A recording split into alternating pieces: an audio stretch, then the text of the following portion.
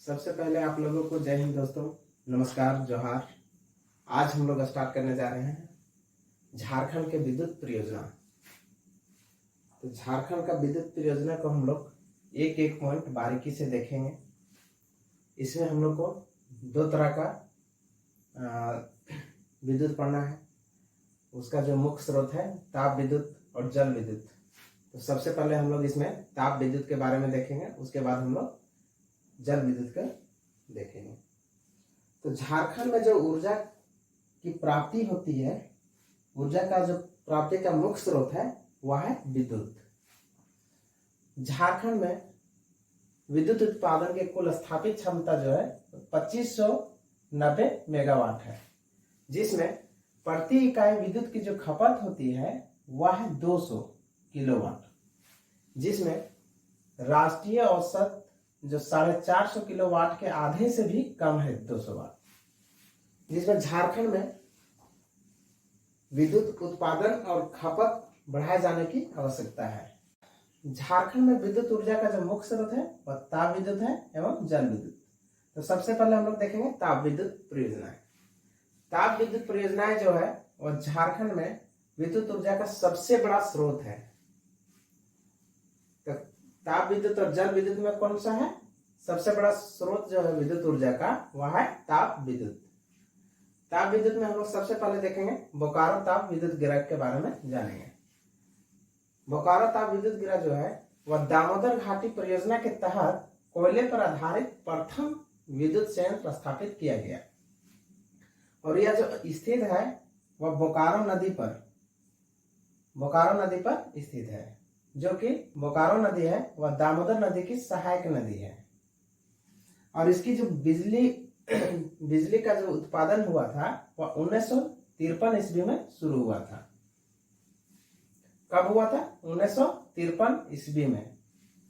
और बोकारो ताप विद्युत गृह का जो उत्पादन क्षमता है, बिजली उत्पादन क्षमता, वह है 830 मेगावाट। कितना है? 830 मेगावाट। नेक्स्ट है चंदपुरा ताप विद्युत गृह।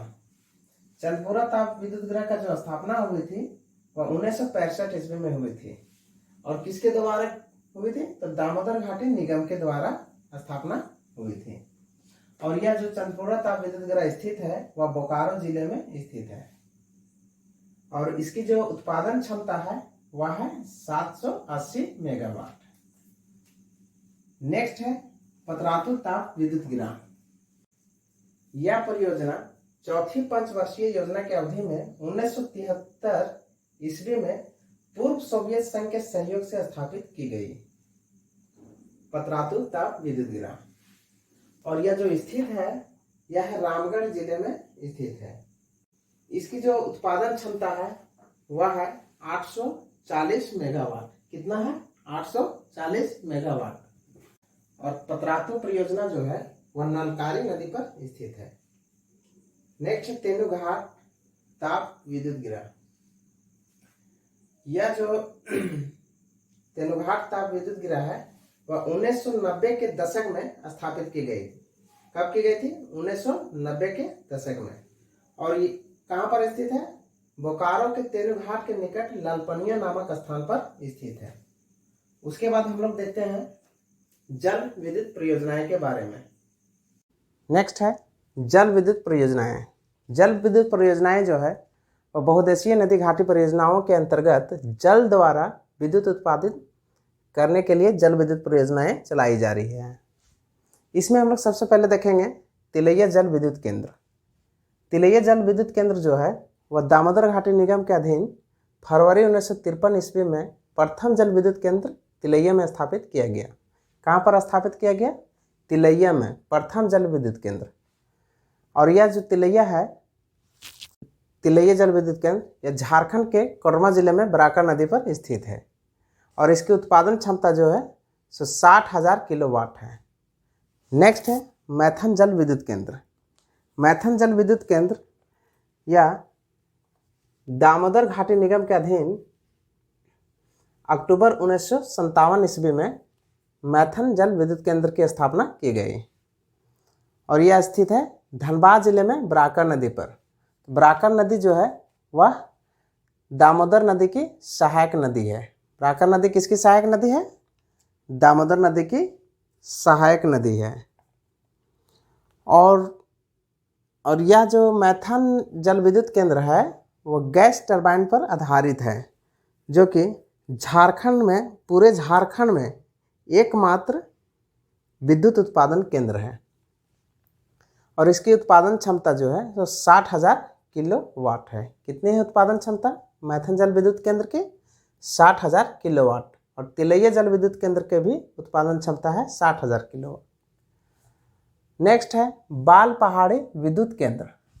बाल पहाड़ी विद्युत केंद्र जो है वह दामोदर घाटी निगम के अधीन बाल पहाड़ी विद्युत केंद्र स्थापना की गई और यह गिरिडीह जिले में बराकर नदी पर है। बराकर नदी हम बताएं कि दामोदर नदी की सहायक नदी है और इसकी उत्पादन क्षमता जो है यह 20,000 किलोवाट है। ये क्वेश्चन कई बार देखने को मिला है कि बाल पहाड़ी विद्युत केंद्र है सो किस जिले में स्थित है? तो किस जिले में स्थित है? गिरिडीह जिले में। नेक्स्ट है पंचेत जल विद्युत केंद्र।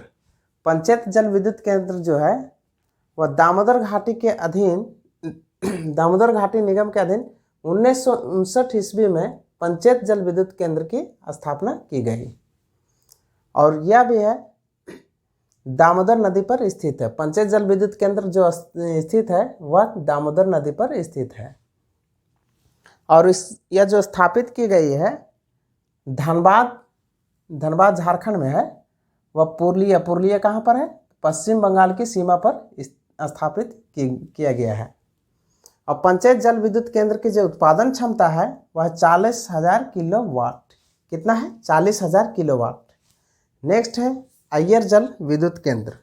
अय्यर जल विद्युत केंद्र है दामोदर घाटी निगम के अधीन स्थापना की गई है और यह भी स्थित है दामोदर नदी पर। किस नदी पर स्थित है? दामोदर नदी पर। और इसकी जो उत्पादन क्षमता है वह है 45,000 किलोवाट। कितनी उत्पादन क्षमता? 45,000 किलोवाट। नेक्स्ट है कोनार जल विद्युत केंद्र। कोनार जल विद्युत केंद्र है वह दामोदर घाटी निगम के अधीन 1955 ईस्वी में कोनार जल विद्युत केंद्र की स्थापना की गई और यह हजारीबाग जिले में बोकारो नदी पर स्थित है।